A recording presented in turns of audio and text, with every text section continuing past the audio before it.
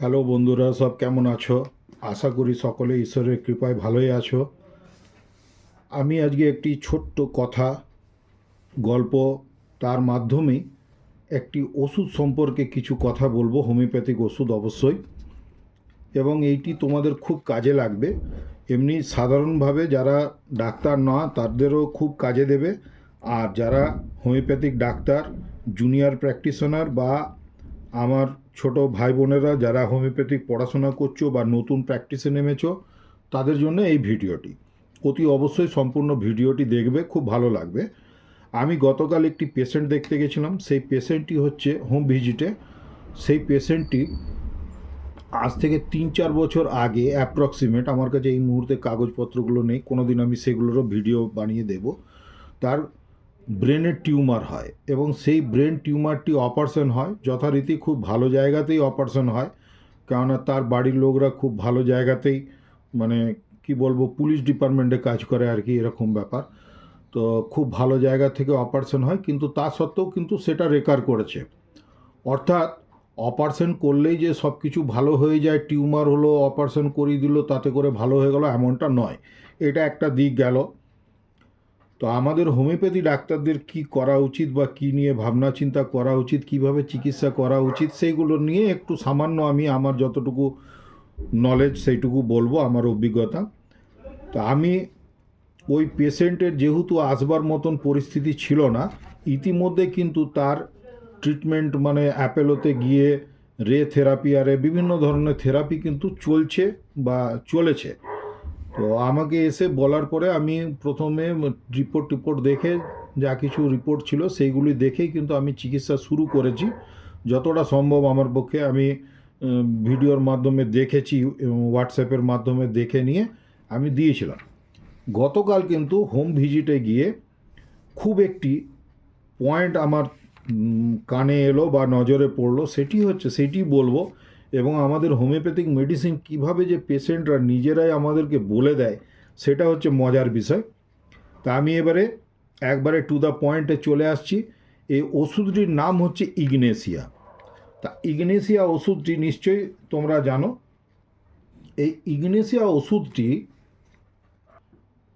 Ignatia অমরা, এই যে ওষুধটি, এই ওষুধটির এমনি তোমরা ক্রিয়া সম্পর্কে কোথায় কি ক্রিয়া বা তার গাইডিং সিমটমস আরে নিশ্চয়ই হয়তো দেখেছো বা শুনেছো, পড়েছো, জেনেছো। তার মধ্যে থেকে আমি প্রথমে যেটি বলতে চাইব, এইটির একটি ভীষণভাবে আনকমন পিকুলিয়ার সিমটমস আছে। যদি যারা হোমিওপ্যাথিক পড়াশোনা করছো তারা যদি জানাও, তো আমার কমেন্ট সেকশনে এসে ইতিমধ্যে কমেন্ট করে দিও, তাহলে খুব ভালো লাগবে। আর এরপরে আমি বলেও দিচ্ছি, সেটি হচ্ছে থ্রোটের সিমটমস, অর্থাৎ গলার সিমটমস।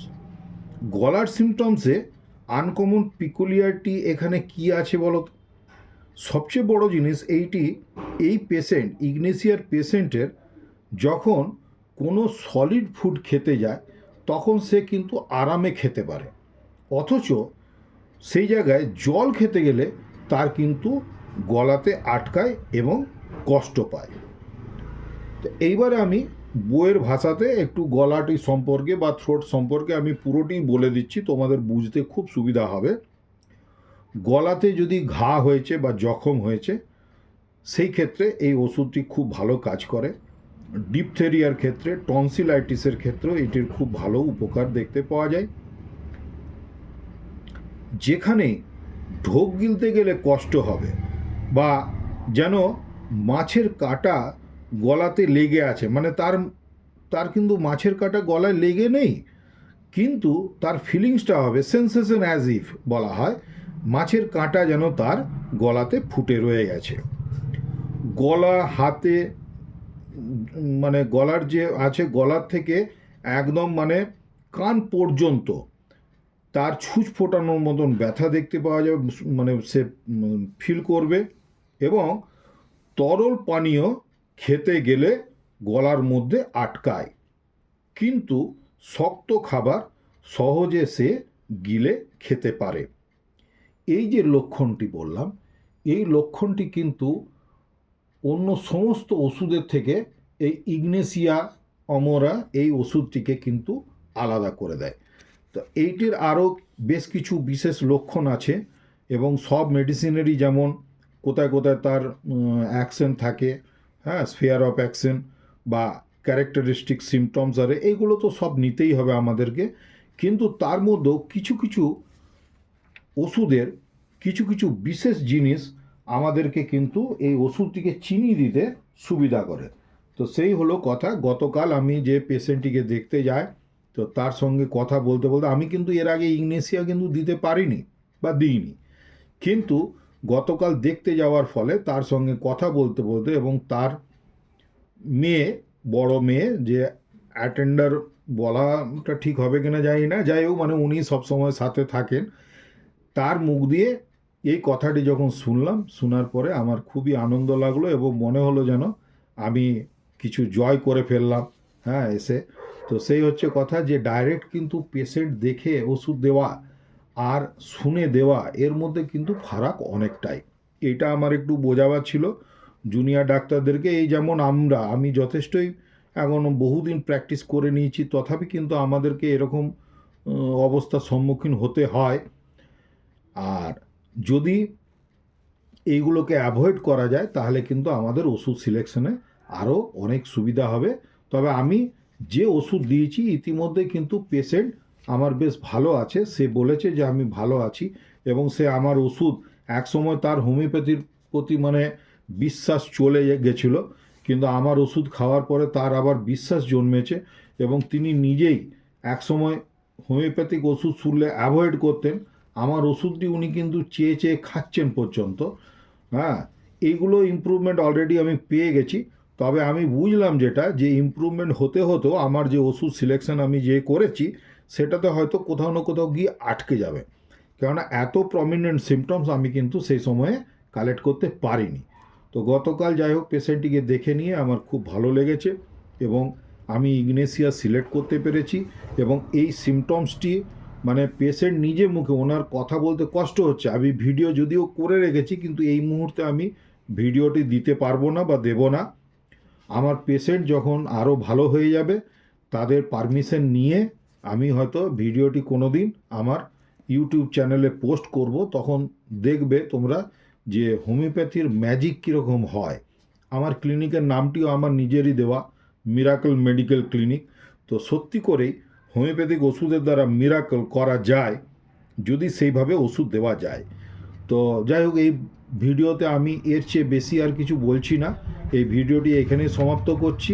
তোমাদেরকে এইটুকু বিশেষ করে বলবার ছিল, ইনফরমেশন দেওয়ার ছিল, যে আদার্স অন্য যত সিমটমস থাকুক, এই সিমটমস নিতে নিতে যদি আনকমন পিকুলিয়ার সিমটমস এইটি যদি আমরা পেশেন্টের থেকে পেয়ে যাই, তাহলে কিন্তু আমরা ইগনেসিয়া দেবো, এবং এই ইগনেসিয়া ওষুধটিতে পেশেন্টের যা কিছু রোগ হোক না কেন, তার হয়তো এই সিমটমসটি আছে, তার সঙ্গে অ্যাবডোমিনাল ডিসঅর্ডার আছে, অ্যাংজাইটি আছে, হয়তো অ্যাপিটাইট আছে, লস অফ অ্যাপিটাইট যেটাকে বলা হয়, কনভালশন হতে পারে, কনস্টিপেশন হতে পারে, ডেবিলিটি হতে পারে অর্থাৎ কমজোরি, উইকনেস হতে পারে, মেনস্ট্রুয়াল ডিসঅর্ডারও আসতে পারে, এপিলেপসির মতন ভয়ঙ্কর রোগও আসতে পারে। আমি যে রুগী দেখেছি তারও ভয়ঙ্কর রোগ, তার ব্রেন টিউমার, মানে সাংঘাতিক ব্যাপার তার।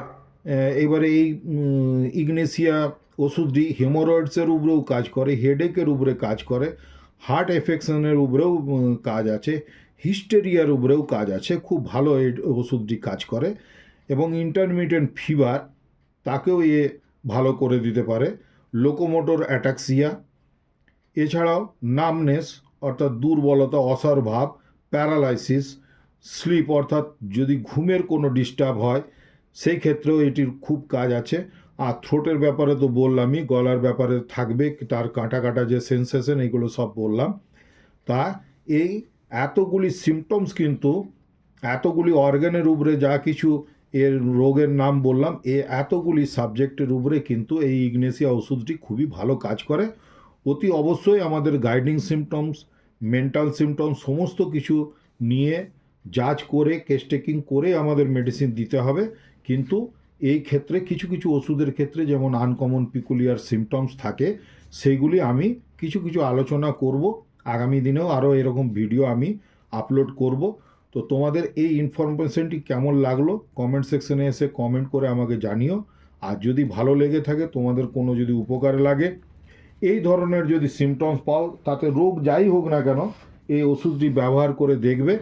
আমার ডাক্তার বন্ধুদেরকে বা জুনিয়রদেরকে তো বললামই, এছাড়াও সাধারণ মানুষকেও যদি হন, সেও এইটি ব্যবহার করতে পারেন। ইগনেসিয়া এই ওষুধটি 30 পাওয়ারের ওষুধ, 2 ফোঁটা করে সারাদিনে 3 বার করে খেয়ে নিয়ে অন্ততপক্ষে 7 দিন খেতে পারেন। এর কোনো বিশেষ সাইড এফেক্ট আশা করছি হবে না, হয় না। এবং এই ওষুধটি খাবার পরে 7 থেকে 10 দিনে যদি ভালো থাকেন তাহলে তো খুবই ভালো। আবার কিছুদিন ইন্টারভ্যাল দিয়ে, হয়তো 15 দিন গ্যাপ দিয়ে আবার কিছুদিন খেয়ে নিলেন, 2 রাউন্ড খাবার পরে দেখবেন হয়তো আপনি খুব ভালো হয়ে যাবেন, আর ওষুধ লাগবে না। তথাপি ওষুধ কিন্তু নিজে নিজে খাওয়া উচিত নয়। কোনো আপনার আশেপাশে যে ডাক্তাররা আছেন তাদের সঙ্গে আলোচনা করে বা দেখিয়ে নিয়ে ডাক্তারি করাটাই ভালো। এই বলে আমি এই ভিডিওটি আজকে স্টপ করছি। সকলে খুব ভালো থেকো, নিজের শরীরের যত্ন নিও। আর আমার চ্যানেলে যদি নতুন হয়ে থাকো তাহলে অতি অবশ্যই সাবস্ক্রাইব করে নিয়ে বেল আইকনটি অন করে পাশে থেকো, আর লাইক দিতে ভুলো না। ধন্যবাদ।